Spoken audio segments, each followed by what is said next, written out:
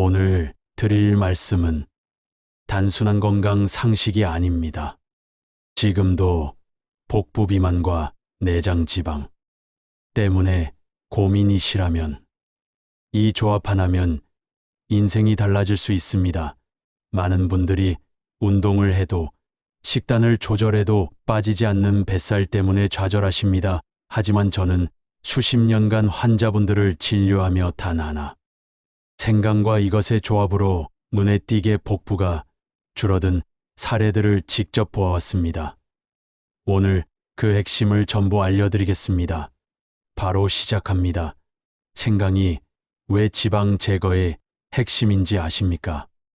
생강은 오래전부터 한의학에서는 몸을 따뜻하게 하고 소화를 돕는 식품으로, 서양의학에서는 항염과 면역력 증진에 좋은 자연 치료제로 알려져 왔습니다. 하지만 최근 들어 생강의 진짜 가치는 지방 제거에 있다는 사실이 밝혀지면서 더욱 주목받고 있습니다. 단순히 위장을 따뜻하게 하는데 그치지 않고 체내에 깊숙한 곳, 특히 내장 지방을 효과적으로 녹이는데 탁월하다는 것이 다양한 연구를 통해 확인된 것입니다. 그 이유는 바로 생강에 들어있는 진저롤과 슈가올이라는 강력한 생리활성 물질 덕분입니다.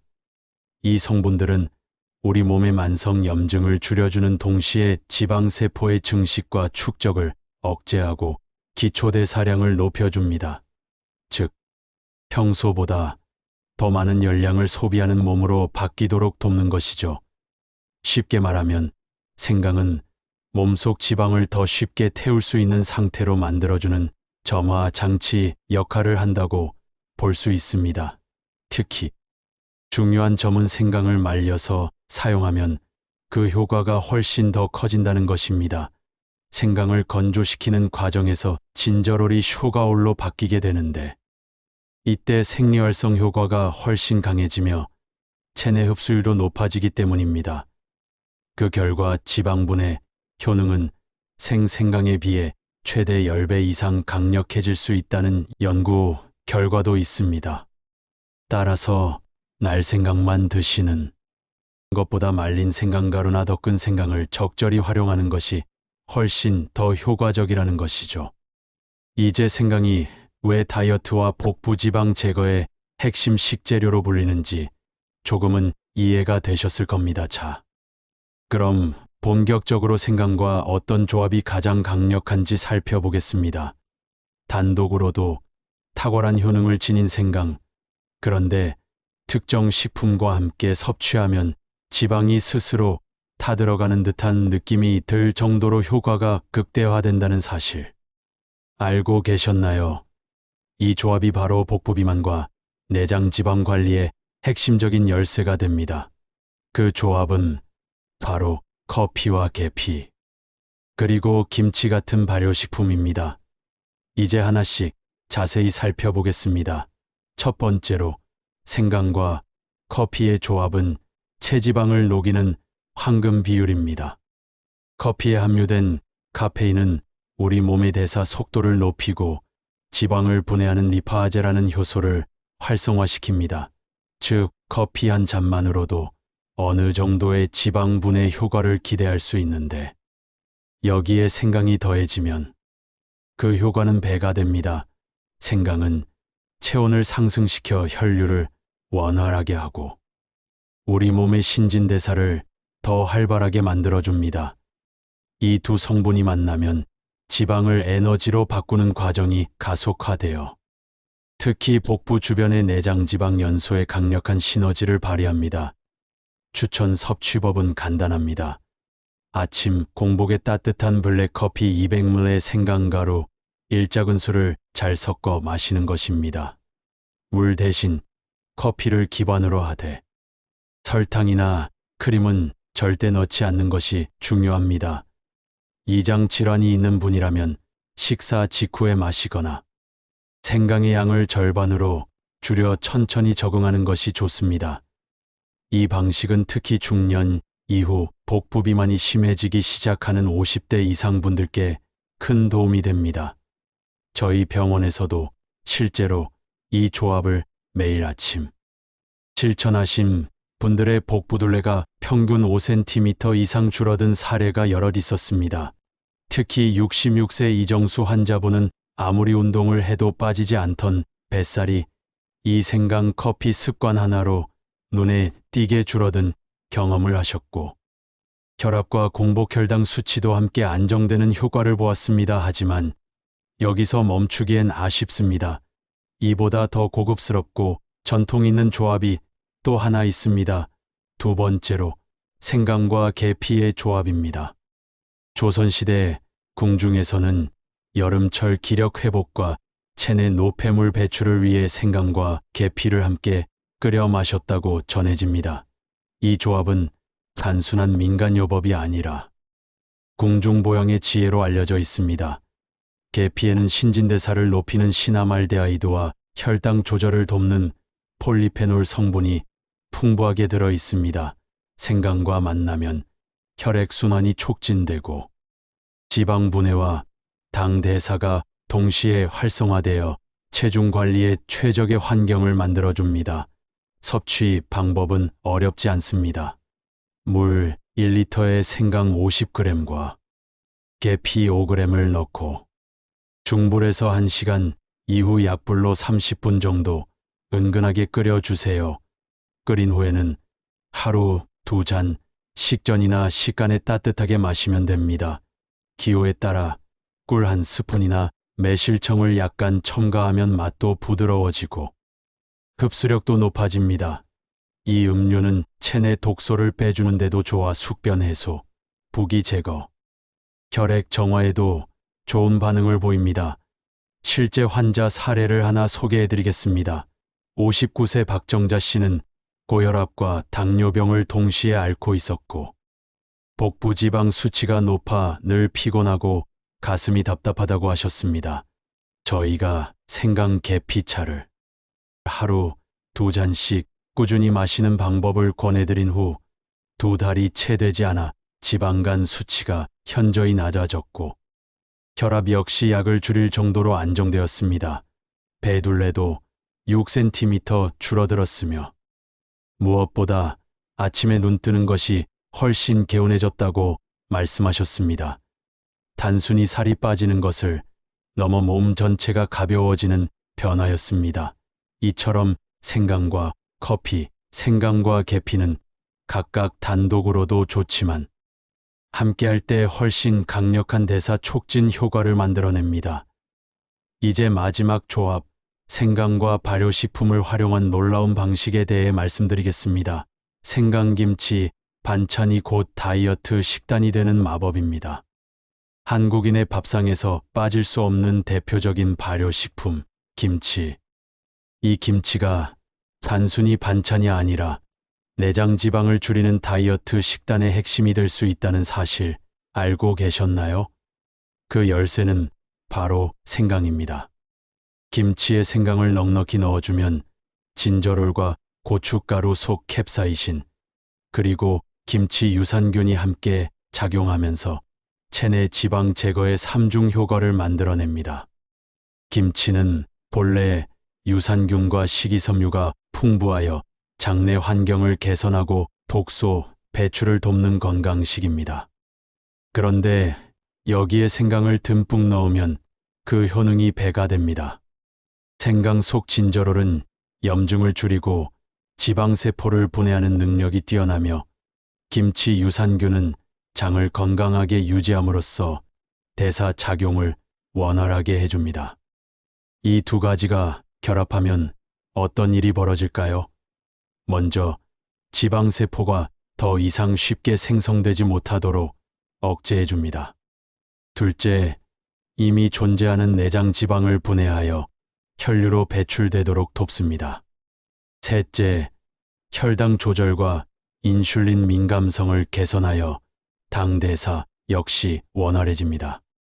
또한 김치에 들어가는 고춧가루의 주성분인 캡사이신은 열을 내고 혈관을 확장시켜 순환을 촉진합니다. 여기에 생강의 따뜻한 성질이 더해지면 우리 몸 속 중심부, 특히 복부 주변의 혈류 흐름이 활발해지며 내장 지방이 빠르게 분해되기 시작합니다. 실제로 이 조합은 단기간 내에 눈에 띄는 결과를 만들어냅니다. 실제 사례로는 62세 김영순 씨가 계셨습니다. 이분은 고지혈증과 복부 비만으로 약을 복용 중이었고 늘 더부룩하고 피곤하다는 증상을 호소하셨습니다. 저희가 추천드린 방식은 하루 3끼 중 1끼를 생강김치 중심의 식사로 바꾸는 것이었습니다. 생강이 풍부하게 들어간 김치를 주 반찬으로 하고 여기에 현미밥이나 잡곡밥을 소량 곁들이는 식단이었습니다. 그 결과는 놀라웠습니다.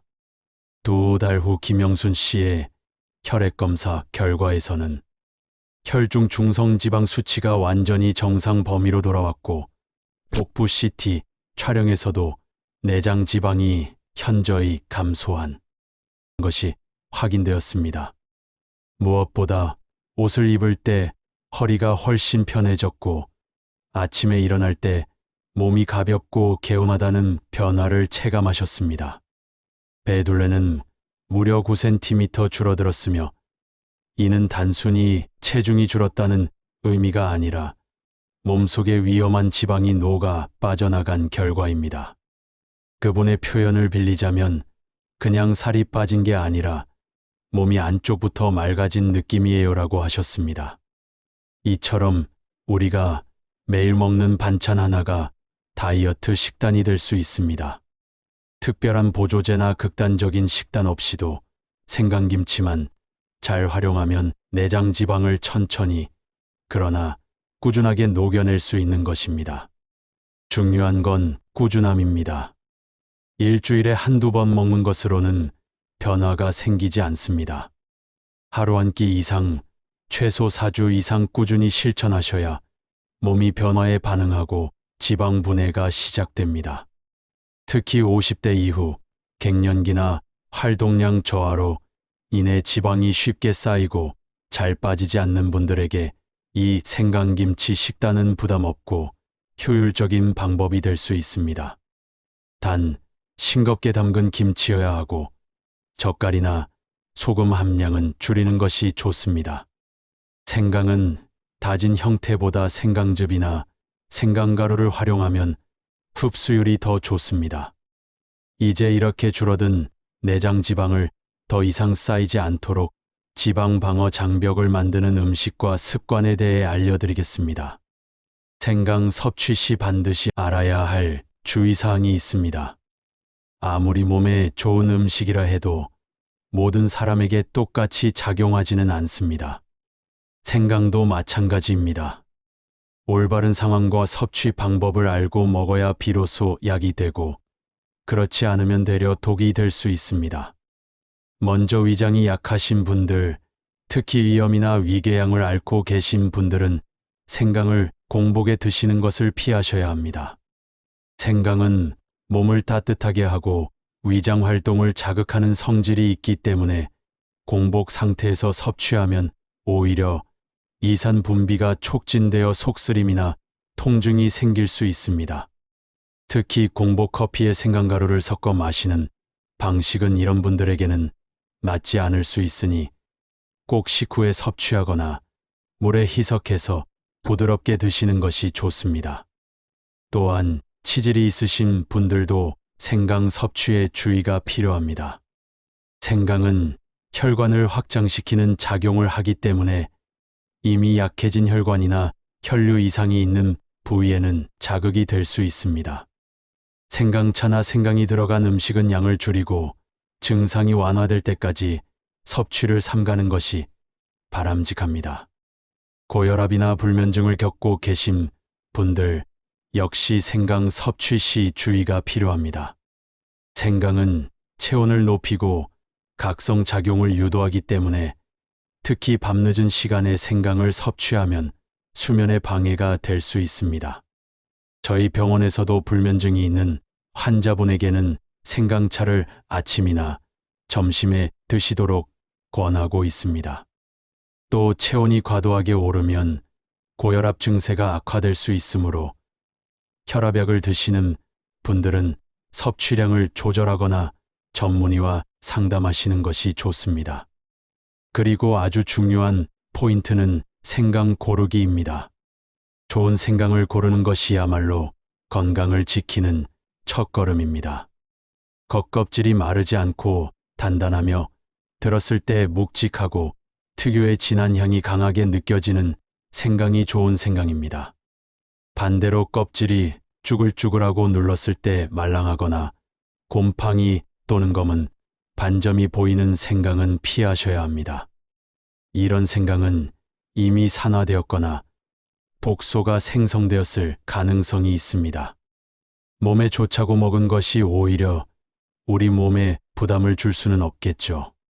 따라서 생강 섭취는 자신의 건강 상태를 고려해서 조절하고 이상 증세가 있다면 반드시 전문가의 상담을 받는 것이 중요합니다.